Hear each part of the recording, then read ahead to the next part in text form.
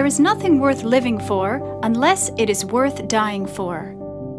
My grandmother lived a life devoted to Jesus, and today her talks have been made available in their original form. So you too can be built up through the insights and mysteries God revealed to her throughout her ministry. Now, without further ado, here is Elisabeth Elliott. As we've been saying, to come to Jesus is to surrender myself to his mastery. It is a matter of life and death.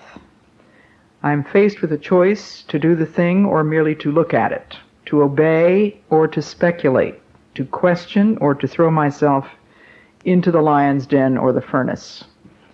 What may look like death is revealed as life, and this is the conflict between the secular mind and the spiritual mind.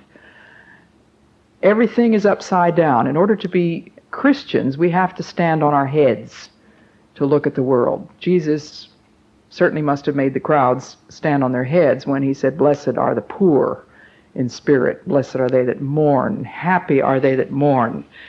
Paradoxes all the way through Scripture. And today's subject is a paradox, isn't it? What may look like death is revealed as life. To obey is to begin to live spiritually. But as any tiny little tot that you're trying to teach to obey knows, obedience means death to himself. He doesn't get to do what he wants to do. He has to do what Mommy wants him to do. And that requires a radical form of death. To move into a new quality of life, to become what God wants us to do, is to become far more of a man or a woman than we could have ever been before. To quote MacDonald again, no abstract truth held by purest insight can make a man free. But the truth done, the truth loved, the truth lived by the man, the truth of and not merely in the man himself, that is the truth that makes him free. The truth done, loved, and lived.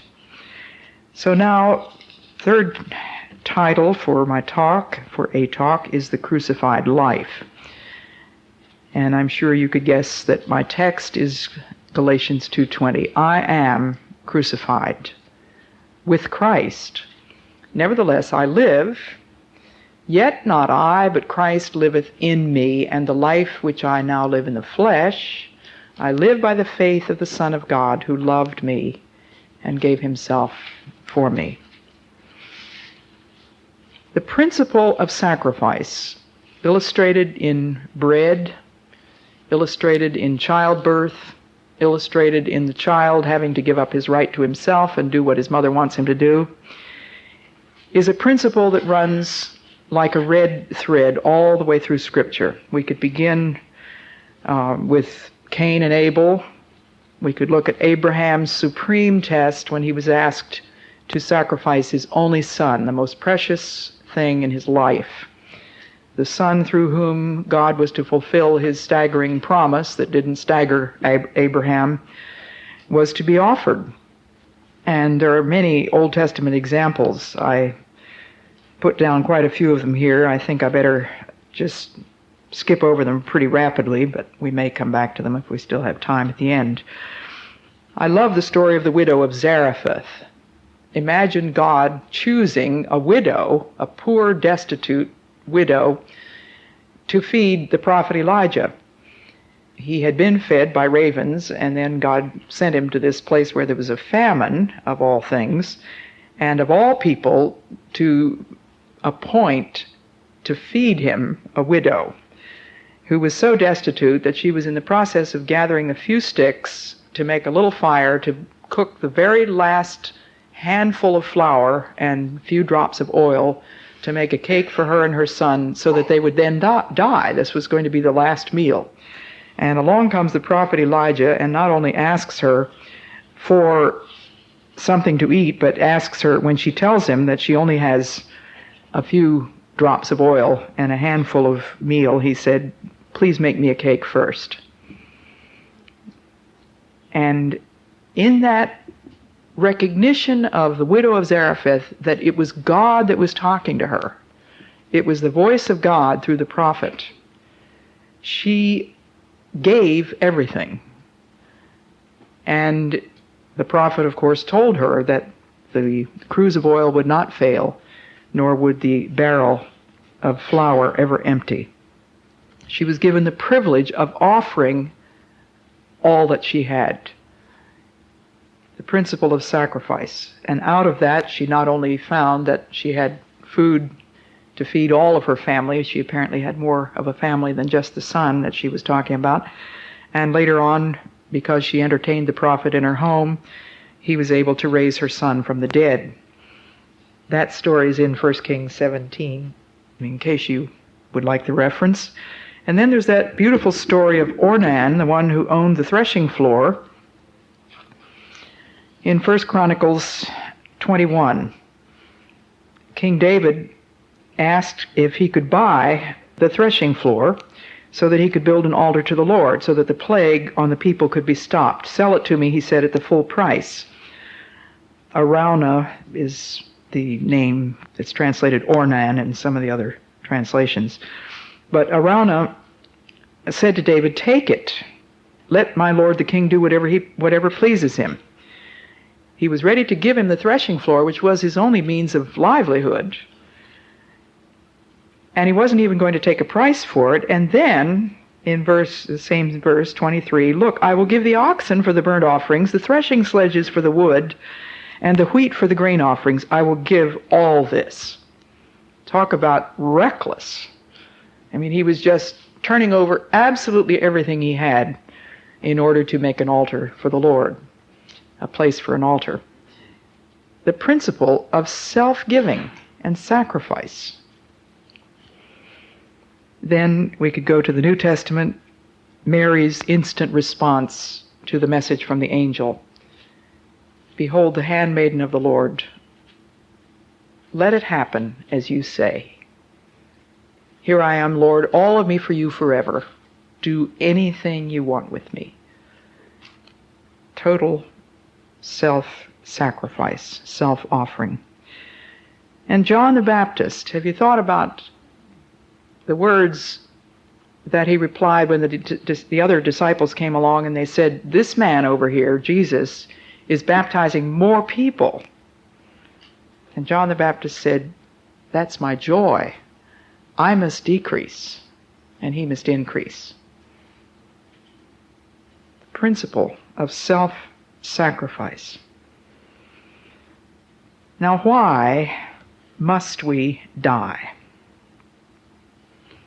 Well, we're already dead in trespasses and sins.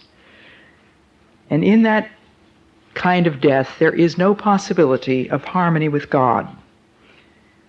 The relationship is ruptured. And you and I must desire change. We must want to change. Ephesians 4:22-24. "You were taught, with regard to your former way of life, to put off your old self, which is being corrupted by its deceitful desires, to be made new in the attitude of your minds, and to put on the new self, created to be like God in true righteousness and holiness." Those are very powerful active verbs, aren't they? Put off and put on. There's no pussyfooting about what we're supposed to do here. You were taught to put off your old self, which is being corrupted by deceitful desires. In my first talk, we thought a lot about the deceitful desires of the flesh. Chasing after wind. What do you get out of it? How long does the satisfaction last? One of the things that I find very sad about the lives of little children nowadays is that they have too many toys. And I die over this when I go to visit my grandchildren. There doesn't seem to be much of anything that Val and Walt can do about it, because Walt being the pastor of a church, Everybody in the church wants to give these children toys. And Val has tried all kinds of things, putting some of them away in the closet and, of course, trying to give away toys all the time. But they just have too many things, and it makes life so complicated. And the only thing to do is to put away, put off, get rid of the old self. Those things are not going to satisfy. On Christmas Day, you see children just tearing open the packages as fast as they can, flinging aside the new toy, hardly can wait to open the next one. And by the end of the day, everybody's exhausted and nobody seems to be having very much fun at all. I was just telling somebody the other day how we used to play house, and we didn't have a playhouse made out of wood, let alone a bright red or bright yellow one made out of plastic. We made houses out of chairs. We would put a chair over on the side and then drape a blanket over it. We had a house. Or I would move 2 small dressers that I had in my bedroom into the corner, make a little house there. It took us a long time to play games like that because we had to improvise everything. And when Valerie lived in the jungle, she had virtually no toys at all, and she and the Indian children amused themselves endlessly with sticks and stones and leaves and fires and knives and swimming in the river. Fires and knives can keep you occupied for a long time. And the children, they never cut themselves, they never burned themselves. They learned from the time they were toddlers how to handle fire and how to handle knives. You can imagine Valerie's grandmothers were not very excited to think that she played with fires and knives instead of with the toys that they wanted to send her. But that's not where satisfaction is. Put off your old self, which is corrupted by deceitful desires. And then what? To be made new in the attitude of your minds. It is a qualitative difference. And to put on the new self, created to be like God. Created to be like God. Who are the godly people you know? What is it that characterizes them? Probably peace is one of them. Such a rare quality. Joy. Not fun, not happiness, but joy. Probably some of the godliest people you know are the people who have suffered the most. And I'll guarantee that every godly person you know has suffered. Joy is not incompatible with suffering. It comes out of that. Created to be like God in true righteousness and holiness. So in your outline, number 1 is the great principle of sacrifice and offering. Number 2 is desire and will. We need to make a distinction between desire and will. I will to do a lot of things I don't want to do. Anybody does. Most people don't want to get up in the morning when the alarm goes off. They will to get up in the morning because they have to. I know a lot of housewives that don't really enjoy housework, but they do it because the housework needs to be done. Now I'm one of those weirdos that just absolutely loves housework. And to me, it's much more fun to do housework than it is to sit and try to write a book or prepare a talk. So I do my housework after I've done all the rest of it, because we were raised in our home that you have to eat your spinach before you get your dessert. And to me, the writing is the spinach. It's the tough part. It's what really takes taking myself by the scruff of the neck and sitting myself down and making myself do it. And I don't want you to misunderstand me. I don't hate it. I don't hate any job that God has given me to do, but housework is just so easy by comparison. You know how long, you know what to do, you know how long it's going to take, you know exactly what the results are going to be. You have no idea when you sit down to write a book if it's what to do. When I get to about page 2, I say to myself, what in the world ever gave me the idea I could write this book? And Lord, why didn't you give me the brains of C.S. Lewis? And he said, because I didn't want you to write the books of C.S. Lewis. I gave you this set of brains, and you're stuck with this, and this is what you got to work with. desire and will. The highest creation in man is the will, not the intellect, not the reason, not the emotions, but the will, because God created us with the power to choose, and we've talked about that. And until the highest thing in me, which is my will, meets the highest in God, which is God's will,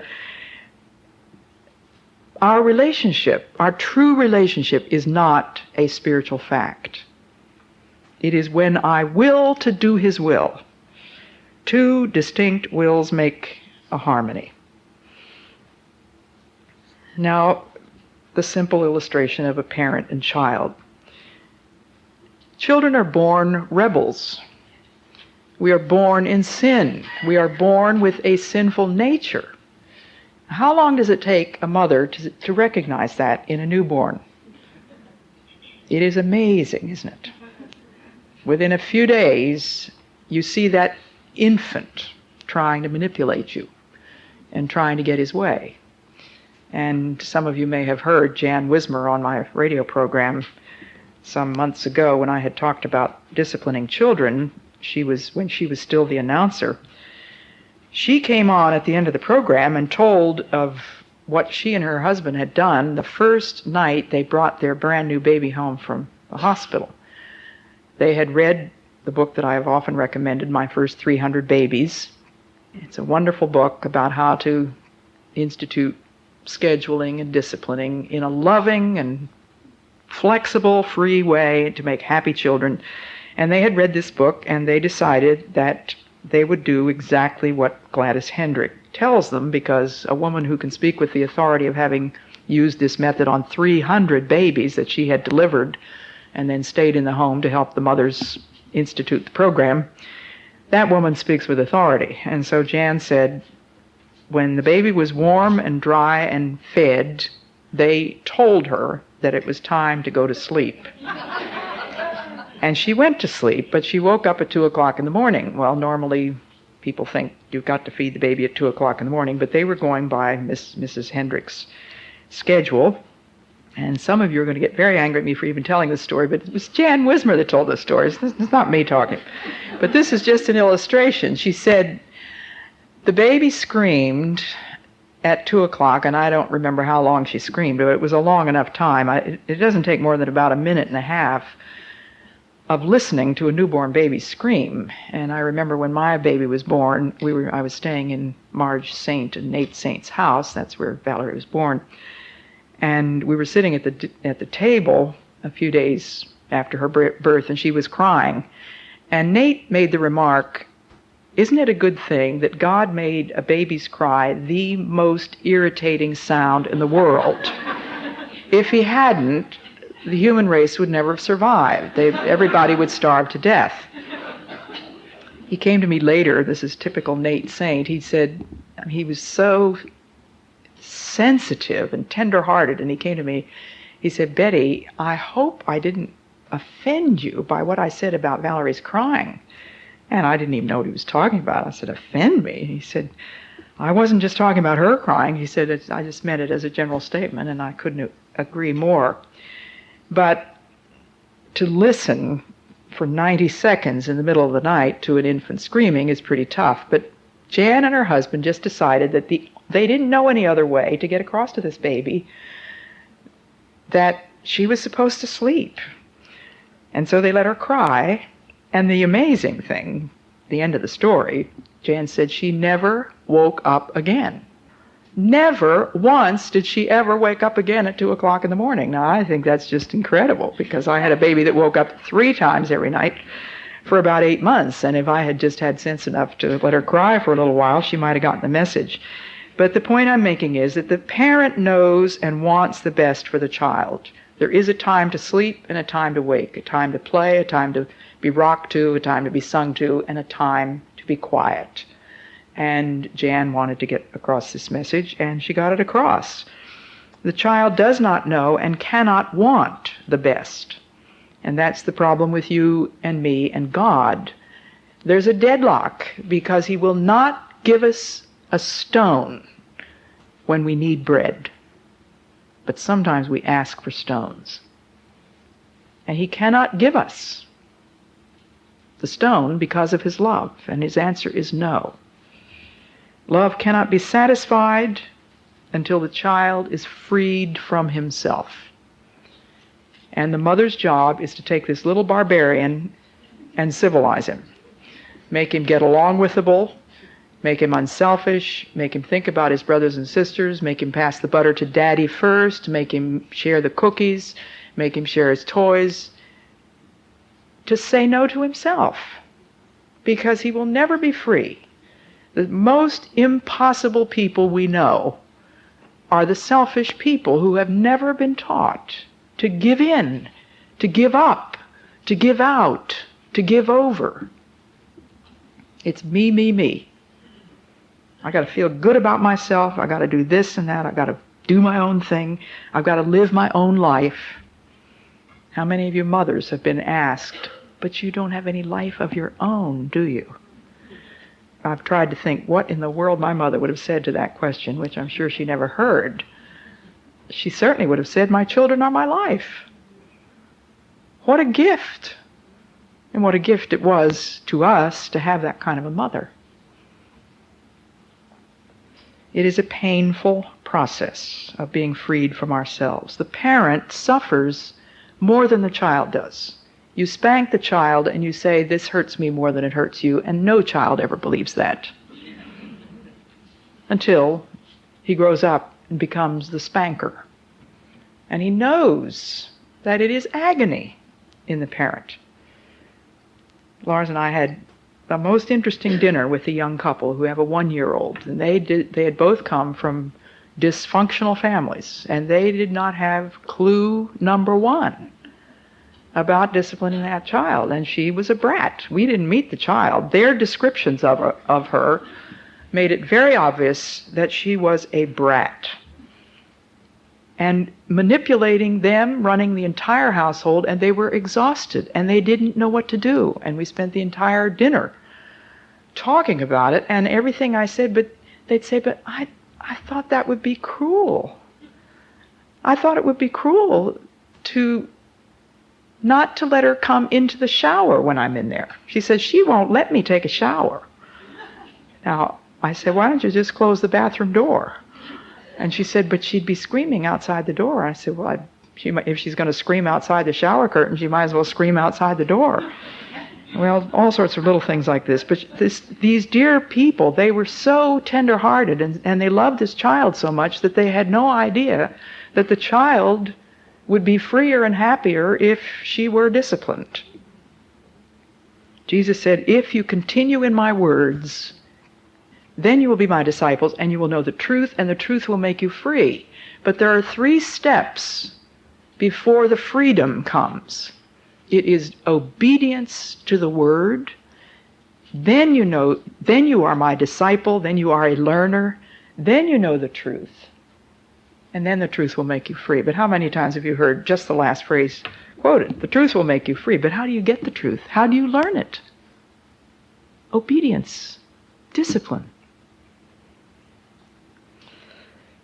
The parent suffers with the child. I remember the first time I saw my little grandson, Jim, having a tantrum when he was about 18 months old, I guess.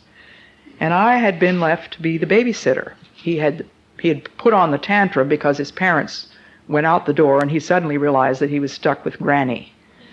And that was the last thing in the world he wanted. He threw himself on the floor, he banged his head, he screamed, he kicked. And I picked him up in my arms with great difficulty because he's screaming and kicking, and you know how a child just stiffens himself out, and he's screaming in my ear. And I said, Jim, would you like me to read you a story? He screamed. I said, Jim, would you like some apple juice? And he screamed. I said, Jim, shall we go and sit in the chair and rock? And he screamed. And I prayed, Lord, what am I going to do with this child? Because I'm his grandmother, I didn't want to spank him. I think I might have done something a little bit more physical for the tantrum if I had been his mother. But being his grandmother, I was not going to resort to that. So I prayed, and the thought came, why don't we go outside? Let's go outside, Jim. And it was a beautiful, balmy summer night in Mississippi. And the smell of the jasmine and the moonlight and all this, he just instantly calmed down. But he had to go where I wanted to go, and he had to be held and confined in my arms. If he had conformed immediately, both of us would have been delivered from the pain and the tantrum. God is beseeching us to come out of our funk, out of our tantrum, into his arms, to be quiet, to listen.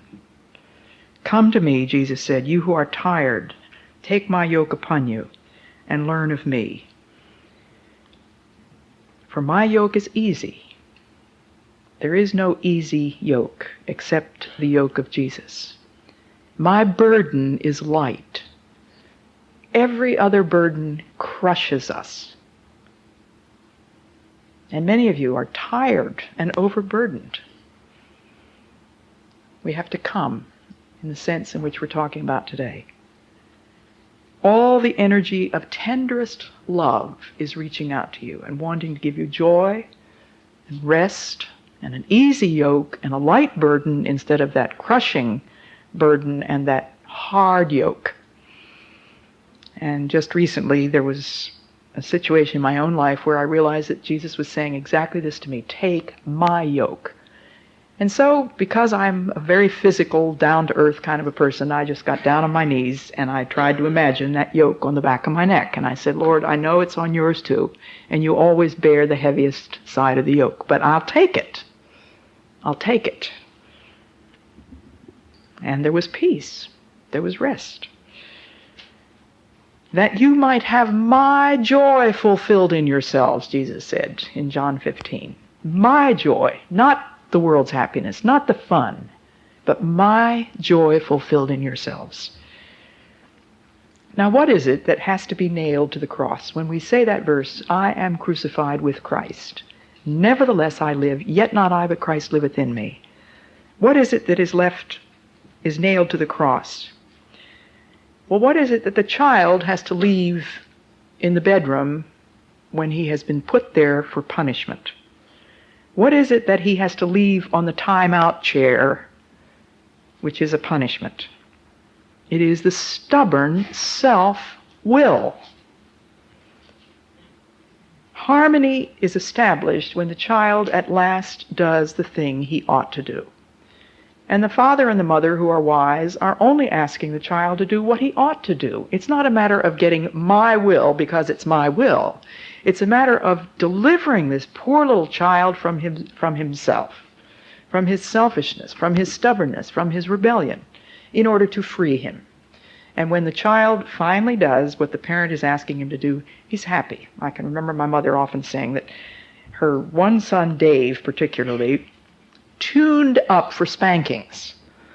And he would just do these little bad things, and they'd just get worse and worse and worse, and Mother would say, you're tuning up for spanking. And when the spanking came, she said the whole air was just cleared and everything was fine. And Dave was happy and everybody else was happy because it was over with. What has been nailed to the cross is my stubborn self-will. And again I say, God does not insist. He does not coerce us. He calls us. He woos us. He draws us. He stands at the door and knocks. He wants to come in and eat supper with us. In every experience, he stands at the door and knocks. Will you let him into this area? Will you share with him this experience in everything by prayer and supplication? Why didn't I think of praying about that little boy's tantrum immediately instead of 6 minutes later when I'd reached the end of my rope and tried everything else? Why didn't I immediately do that? And the other night, this young mother asked me a question that I really couldn't answer about something that had become a habit with her daughter. And I tried to think of a good answer, and I couldn't. And I said, next time it happens, I would just get down on your knees with the girl, with the child, put your arms around her and pray. And ask the Lord to show you what to do. I can't give you any suggestions. I know Elisabeth Elliott comes across as seeming to have an answer for everything, and she knows exactly what everybody else in the world ought to do, but I don't. A lot of times I have to say I don't know. God woos and draws and knocks and invites and loves us. And he says, if you want to be my disciple, you must give up your right to yourself. But only if you want to be my disciple. You don't have to be my disciple. There are a dozen other rabbis you can follow. But if it's me you want, if it's the living bread, if it's the living water, if it's the life which is eternal, there isn't any other way. It has got to be nailed to the cross. That self-life. It's got to go. Paul was knocked cold on the road to Damascus. And his response was, what do you want me to do? That was a willed response. Had nothing to do with emotions. We will to do the will of God. Never mind how you feel about it. Now, when I talk about these things, I get people coming up and saying, well, you know, Mrs. Elliott, I just don't see how in the world you got rid of all your feelings. Do I come across as somebody who's gotten rid of all her feelings? Almost all of them? Well, my answer to that is, when you bring a child under obedience, you're not getting rid of the child. You are disciplining the child. When you bring a racehorse, when you break a horse and bring him under the rein and the bit and the bridle, you're not getting rid of the racehorse. You are disciplining him. You are bringing him under control. That's what I'm talking about. You bring your emotions under the lordship of Jesus Christ. It doesn't make any difference how I feel about this thing. This is what I'm going to do. And that's a very important thing to remember when it comes to forgiving somebody. I haven't got time to talk about that this morning. But who feels like forgiving the person who has done that impossible and unforgivable thing? We're not going to feel good about that. The Bible simply tells me I must. This is what you must do. So life begins when I will to do his will, a vital, vibrating, free, and joy-filled life. Which brings me to point 3, life out of death. Joy-filled, crucifixion. I don't know what that lady meant who wrote to me and said, why is your program so sad? But I guess she's probably heard me talk about these things many times. And crucifixion is a form of torture. I am crucified with Christ. Now it's Paul who wrote the joy epistle, isn't it? And he wrote it while he was chained in prison, and he said, it is my joy to suffer for you. And there's another one of those incomprehensible paradoxes that Christians have to stand on their heads in order to see things right, and the world just washes its hands of us and says, you're crazy. Last night I was talking down at L'Abri on the subject of missions, and of course there were the questions of how do I explain my desire to be a foreign missionary to my non-Christian friends or my non-Christian relatives? I said, I don't think you can. Any more than I could explain the motivation that sent my husband and 4 other missionaries into savage territory to take the gospel. Reporters came to us and said, why did they do it? And I said, I'll give you the answer, but it will not make any sense to you. Christians are people whose lives don't make any sense, except in terms of another world. Now, Paul says in 2 Corinthians 4, this is one of my favorite passages in the whole Bible, we have this treasure, the light of the knowledge of the glory of God in the face of Christ. This treasure we have in jars of clay, to show that this all-surpassing power is from God and not from us. We are hard-pressed on every side, but not crushed, perplexed, but not in despair, persecuted, but not abandoned, struck down, but not destroyed, and I liked Philip's translation, knocked down, but not knocked out. We always carry around in our body the death of Jesus, so that the life of Jesus may also be revealed in our body. For we who are alive are always being given over to death for Jesus' sake, so that his life may be revealed in our mortal body. The power of the life of Jesus in these bodies of ours. I'm nothing but a clay pot. I suffer all kinds of trouble, Paul says. Every day we experience something of the death of Jesus. We are exposed to death in order that the life of Jesus may be plainly seen. The crucified life is the free life, the joy-filled life, the peaceful life, the only life of rest. I read you that letter in my first talk this morning from the woman who said that she'd been in a miserable marriage, she had a handicapped child, and she said, "It is this teaching that has given me joy and freedom." Now, I've been listening for the last couple of days to a tape that somebody sent me. It's one of the worst quality tapes you've ever heard, and the baby noises in the background are just infuriating.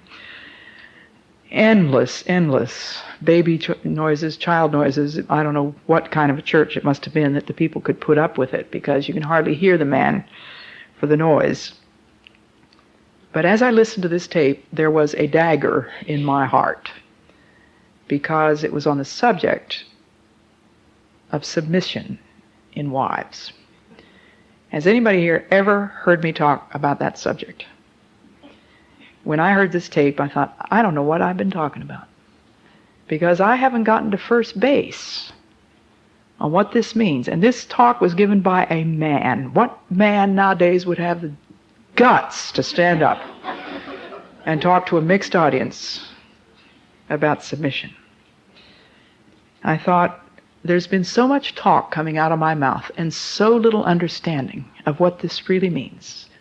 And because I was preparing these talks for today, while I was also listening to this tape, not simultaneously, I listened to the tape when I'm fixing lunch for Lars in the kitchen.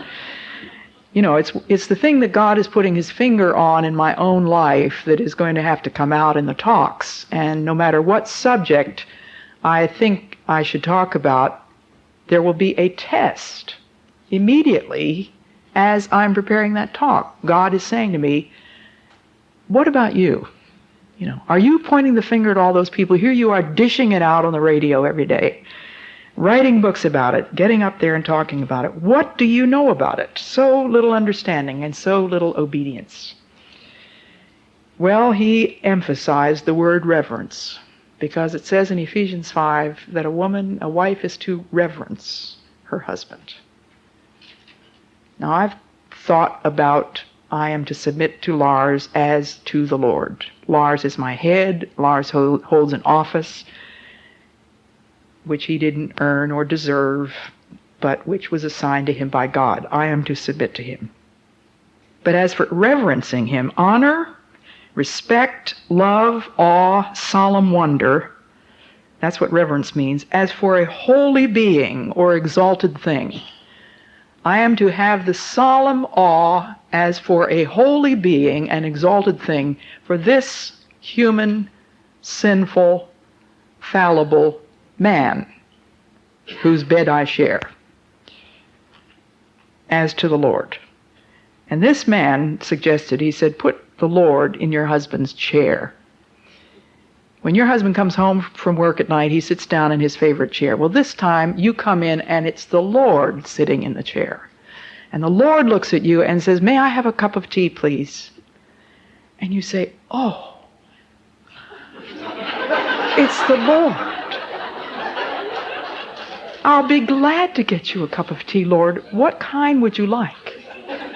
What do you take in it?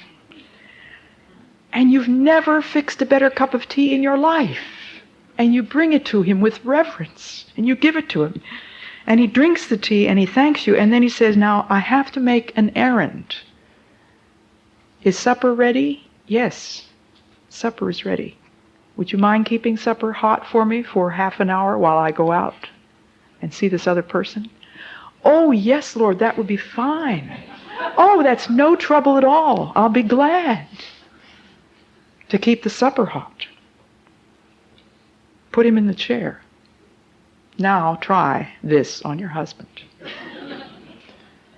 Now he said, if you treated your husband like that, To reverence means to pay attention, to use your imagination to make him comfortable, to anticipate his needs, to rearrange your plans, to treat him like a king, to listen to what he says. Are you the one that does all the talking? Are you the one that does all the talking when you go out? My husband and I, we sit in restaurants and I say, you can always pick out the married people because the woman is doing the talking. If you see a man talking and a woman sitting there looking at him raptured, they're either having an affair or this is their first date.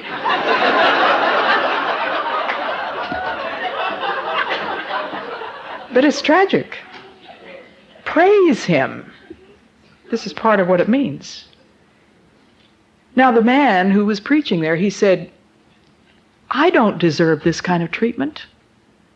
Any man knows he doesn't deserve this kind of treatment. You don't give it to him because he deserves it. You are to submit to him as to the Lord. You are to reverence him as you reverence the Lord. And he said, what do you think is going to be the response of that man? Is he going to grind you under his heel? Is he going to get worse than he already is? Or is he going to get better? Behind every great man, there is a hidden woman. That was this man's point. We need to be hidden women. Now, I cannot do that in myself. None of that comes naturally. I am crucified with Christ. Myself has got to go. Now try the opposites of what reverence means. Don't pay any attention when your husband talks. Don't try to use your imagination to make him comfortable. He can get himself comfortable. Don't anticipate his needs. He can make a cup of tea just as well as you can. Let him do his own. And after all, you've been working all day. Certainly don't need to rearrange your plans. You're the one that's running the kitchen. Treat him like a slave, not like a king. Don't listen to a word he says. Certainly you don't want to praise him, criticize him, and you told him you loved him on your wedding day. You don't need to tell him again. Does he deserve that? Would that make him a better man or a worse man? It's not desserts that has anything to do with it. How would I treat the Lord? Inasmuch as you have done it unto one of the least of these my brothers, you have done it unto me. How many times have I quoted that verse? Somehow I never pictured the Lord in my husband's chair. I've pictured him when I iron the shirt. I think I'm ironing this for Jesus. But the vitality of the crucified life depends on my death. And I have had many letters from women who tell me that when they started submitting to their husbands for the first time in their lives, it changed the whole atmosphere of their home. Reverence. If I insist on living my life, I cannot live Christ's. If I am going to do my thing, I cannot do my husband's thing. If I am going to do my thing, I cannot be the mother that I need to be to my children, or the grandmother that I need to be to my grandchildren. Crucifixion, it covers every area of our lives. It touches us. It cuts deeply. Paul said, I am crucified with Christ. Nevertheless, I live. Yet not I, but Christ liveth in me. And that is the most incredible mystery of the world, isn't it? Christ lives in me. And the life which I now live in the flesh, this aging, dying flesh, I live by the faith of the Son of God who loved me and gave himself for me. The vitality of the crucified life. I will begin to live with a capital L when I begin to be crucified.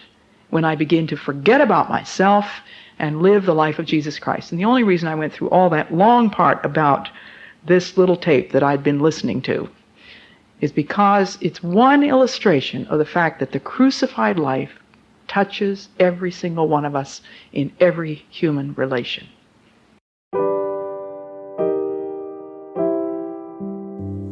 I pray you've been encouraged and inspired by what you've heard today. and will keep joining us here and on social media for my granny's inspiration. Until then, remember, the eternal God is your refuge, and underneath are the everlasting arms.